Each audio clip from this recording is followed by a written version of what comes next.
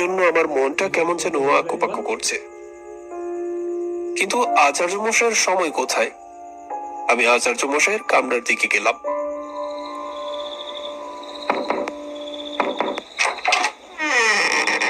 দরজায় টোকারিতে আচার্য মশাই বলল, ভেতরে এসো। আপনি দেখলেন কিভাবে আচার্য মশাই? তুমি হয়তো জানো না, আমি সাধক হওয়ার পাশাপাশি একজন তান্ত্রিকও। আচার্য মশাই, আমি আবারও চলে এলাম আপনাকে বিরক্ত করতে। সেদিন বলেছিলেন না, আবারও আপনি আপনার জীবন অভিজ্ঞতা থেকে আমাকে একটা গল্প শোনাবেন। আরে বিরক্তির কি আছে, এমন বিরক্ত তুমি রোজ করো। তবে বাবা, আমাকে যে একটু উঠতে হচ্ছে। কোনো ব্যাপার না আচার্য মশাই, আমি অপেক্ষা করব, আপনি আসুন। তোমাকে বেশিক্ষণ অপেক্ষা করতে হবে না। এই বলে আচার্য মশাই চলে গেল, কিন্তু আমি বসে রইলাম। বুঝলাম আচার্য মশাই আজ গল্প বলার মুডে নেই, কিন্তু আমিও তো নাছোড়বান্দা, গল্প না শুনে আজ এখান থেকে যাব না। কিছুক্ষণ পর আচার্য মশাই হাতে তামাক নিয়ে ফিরলেন। তামাক সাজাও দেখি। ওটাই আনতে গিয়েছিলেন তাহলে? এটা ছাড়া আবার গল্প তেমন জমে না। আমি তামাক সাজিয়ে আচার্য মশাইকে দিলাম। তিনি টানতে আরম্ভ করলেন। আমাকে জিজ্ঞেস করলো, তা তোমার এখানে দিনকাল কেমন কাটছে? আমি বললাম, দিন ভালোই কাটছে। আজ এক গণকের কাছে হাত দেখাতে গিয়েছিলাম। সে বলল ফাড়া এখনো কাটেনি, তবে অতি শীঘ্রই সবকিছু ঠিক হয়ে যাবে বলল। যাকে তাকে হাত দেখিও না। এ জগতে ভালো মানুষের চেয়ে খারাপ মানুষের সংখ্যাই বেশি। শোনো, তবে তোমাকে একটা ঘটনা বলি। আমি আপনার ঘটনা শুনবো বলেই তো এখানে বসে আছি। শোনো তাহলে, আমার গুরু আমাকে বলেছিলেন আমার জীবনে আমার সাথে আরো অনেক বড় বড় সাধকের দেখা হবে। তাদের মধ্যে থেকে অশুভ শক্তিকে আমি যেন বিনাশ করি, আর শুভ কিছু হলে সেটা যেন গ্রহণ করি। একদিন হাঁটতে হাঁটতে কালীগঞ্জ গ্রামে সন্ধে হয়ে এলো। আমি নদীর ঘাটে নেমে একটু জল খেয়ে সেখানে বসলাম। পথে যদি সন্ধ্যা নামে, তাহলে কারো না কারো বাড়িতে আশ্রয় মিলে যায়। কিন্তু সেখানে সেই ঘোর সন্ধ্যের সময় কাউকে দেখতে পেলাম না। তাতে কি, কোনো গৃহস্থের বাড়িতে জায়গা না হলেও কোনো এক গাছের নিচে ঠাঁই হয়ে যাবে নিশ্চয়ই। গ্রামে ঢুকতেই প্রথম যে বাড়িটা দেখতে পেলাম, সেই বাড়িটায় গিয়ে দাঁড়ালাম। এর একটা কারণ ছিল। তা হলো, বাড়ির মালিক যদি রাতে থাকার জায়গা না দেয়, পাশে একটা মস্ত বড় গাছ রয়েছে, সেখানেই ধুনি জ্বালিয়ে রাতটুকু পার করে দেব। আমাকে অবশ্য বেশিক্ষণ দাঁড়াতে হলো না। আমার সমবয়সী একজন লোক এ বাড়ি থেকে বেরিয়ে আসতেই আমাকে দেখে থমকে দাঁড়ালো। তারপর কি যেন ভেবে আমার দিকে এগিয়ে এলো। এসেই জিজ্ঞেস করলো, আজ রাতটা যদি এখানে আশ্রয় মেলে, তাহলে আমার বড়ই উপকার হতো। কাল সকাল নাগাদ চলে যাব। আরে ঠাকুর মশাই, আমার কি সৌভাগ্য! আমার বাড়িতে একজন ব্রাহ্মণ পায়ের ধুলো দিল। এ তো আমার জন্য অতি সৌভাগ্যের ব্যাপার। আপনি আসুন, আসুন, ভেতরে আসুন। এই বলে আমার হাত ধরে বাড়ির সাথে লাগোয়া ঘরটাতে নিয়ে গেল। আমাকে তক্তপোষের উপর বসিয়ে লোকটা বলল, আপনার তামাক চলবে ঠাকুর মশাই? আমি সাধু সন্ন্যাসীদের সাথেই চলেছি, এটা আমার কাছে নতুন কিছু নয়। দেশি তামাক আছে, যদি বলেন তো নিয়ে আসি। ইয়াসি বলে লোকটা চলে গেল। তারপর এক হাতে একটা কুপি, অন্য হাতে তামাক নিয়ে উপস্থিত হলো। এই নিন ঠাকুর মশাই, সাজান। সে কি, তুমি সাজাও? আচ্ছা ঠাকুর মশাই। আচ্ছা ঠাকুর মশাই, রাতে খাবারের কি ব্যবস্থা করব, যদি একটু বলতেন। আমি রাতে কিছু খাই না।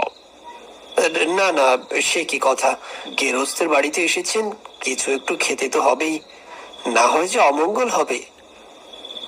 অবশেষে দুমুঠো আতপ চাল আর এক ঘটি দুধ দিতে বললাম। বলতে না বলতেই মনোজ একটা হাঁড়িতে করে আতপ চাল আর এক ঘটিতে করে দুধ নিয়ে আসলো। আমি বললাম, আরে আরে, এত দুধ কে খাবে? এত কোথায় ঠাকুরমশাই, আপনি খান। মনোজ একটা মাটির গ্লাসে দুধ ঢেলে দেয়। আমি খেতে থাকলাম। আস্তে আস্তে পুরো ঘটিটা খালি করে ফেললাম। তারপর শুরু হলো কথা বলা। এবার বলা শুরু করলো গ্রামের কথা। কিন্তু আমি খেয়াল করলাম সে কেমন যেন আমতা আমতা করছে, আমার থেকে কিছু একটা লুক করছে। আমি জিজ্ঞেস করলাম, কি ব্যাপার বলো দেখি, আমাকে খুলে বলো তো। ঠাকুরমশাই, আপনি অতিথি মানুষ, কাল সকালেই চলে যাবেন, আপনাকে এসব বলতে দ্বিধা হয়। দ্বিধা করো না মনোজ, বলো আমাকে কি হয়েছে। কি বলবো আপনাকে ঠাকুরমশাই, আমাদের গ্রামে কালের আবির্ভাব হয়েছে। সেটা কেমন, পুরো ঘটনা খুলে বলো তো। বেশি দিন আগের কথা নয়, মাসখানেক আগে গ্রামে অদ্ভুত রকমের গোমড়ক দেখা দিল। গ্রামের ধনী গরিব সবার গোয়াল থেকে গরু মরতে শুরু করলো। তাই সবার কপালে দুশ্চিন্তার ছাপ দেখা গেল। অনেক দূর দূরান্ত থেকে ডাক্তার কবিরাজ আনা হলো, কিন্তু কাজের কাজ কিছুই হলো না। এদিকে প্রতিদিন কারো না কারো গোয়ালের গরু মরছে। তবে হ্যাঁ, কোন গরুটা মরবে সেটা আমরা বুঝতে পারতাম। সকালে গরু বের করার সময় যে গরুটার গলা ফোলা দেখতে পেতাম, সেই গরুটি মারা যেত। তো একদিন জানা গেল এখান থেকে 20 ক্রোশ দূরে সুন্দরপুরের এক শ্মশানে নাকি কোনো এক নাম করা সাধু আস্তানা গেড়েছে। তো গ্রামের লোকজন মিলে অনুনয় বিনয় করে তাকে নিয়ে আসলো, কিন্তু সমস্যা বাঁধলো অন্য জায়গায়। কেন, কি হয়েছিল? কি বলবো ঠাকুর মশাই, বড়ই লজ্জার কথা। গ্রামে নিয়ে আসার পর সে বলল মড়ক সারিয়ে দেবে, কিন্তু প্রতি রাতেই তার নাকি নারী সঙ্গ লাগবে। কি আর করার, গ্রামে এখন যা অবস্থা তাতে এটা করা ছাড়া আর কোনো উপায় ছিল না। আমাদের গ্রামে একজন মহিলা থাকতো। সে আগে ভালোই ছিল, কিন্তু অল্প বয়সে স্বামী মারা যাওয়ায় তাকে কুপোতে আসতে বাধ্য হতে হয়েছে। মোটা অঙ্কের টাকার লোভে সে রাজি হয়ে যায়। সাধু মিথ্যে বলেনি, 3 দিনের মাথায় গ্রাম থেকে গোমোড়ক চলে গেল। সাধুকে এবার বিদায় দেওয়ার পালা। গ্রামের সবাই খুব খুশি। বিদায় বেলা মোড়ল মশাই সাধুকে বললেন, ঠাকুর মশাই, আপনি আমাদের গ্রামকে রক্ষা করেছেন, এই জন্য আমি আপনাকে পুরস্কৃত করতে চাই। বলুন আপনি কি চান? আমরা সবাই ভেবেছিলাম সাধু হয়তো টাকা পয়সা কিছুই চাইলেন না। যেটা চাইলেন সেটা শুনে সবার মাথায় আকাশ ভেঙে পড়ল। এতক্ষণ যে মানুষটার উপরে শ্রদ্ধা আর ভক্তি তৈরি হয়েছিল, সেটা নিমিষেই ক্ষোভে পরিণত হলো। সাধু বলল, টাকা পয়সা কিছুই চাই না, আমি একজন ভবঘুরে মানুষ, টাকা পয়সা দিয়ে কি করব? তবে আমি যা চাই তা কি আপনি দেবেন? হ্যাঁ বলুন, আমি যথাসাধ্য চেষ্টা করব। আমি জানি আপনার একটা বিধবা বোন রয়েছে, গতকাল একবার চোখের দেখা দেখেছি, যদি দেওয়ার হয় তাকেই দিন। তারপর এই কথা শুনে তো সবাই রেগে মেগে আগুন। সাধুকে মেরে গ্রাম থেকে তাড়িয়ে দিলেন। কিন্তু তখন কি আর জানতো যে আমাদের উপর আরো ভয়ঙ্কর কিছু নেমে আসছে? আগে তো গরু মরতো, কিন্তু সেই ঘটনার পর থেকে এখন মানুষ মরতে শুরু করেছে। মোড়ল মশাইয়ের বোনের গলাও নাকি সেভাবেই ফুলে উঠেছিল। বনেদি ঘরের মেয়ে, সবাই তো আর দেখতে পায় না।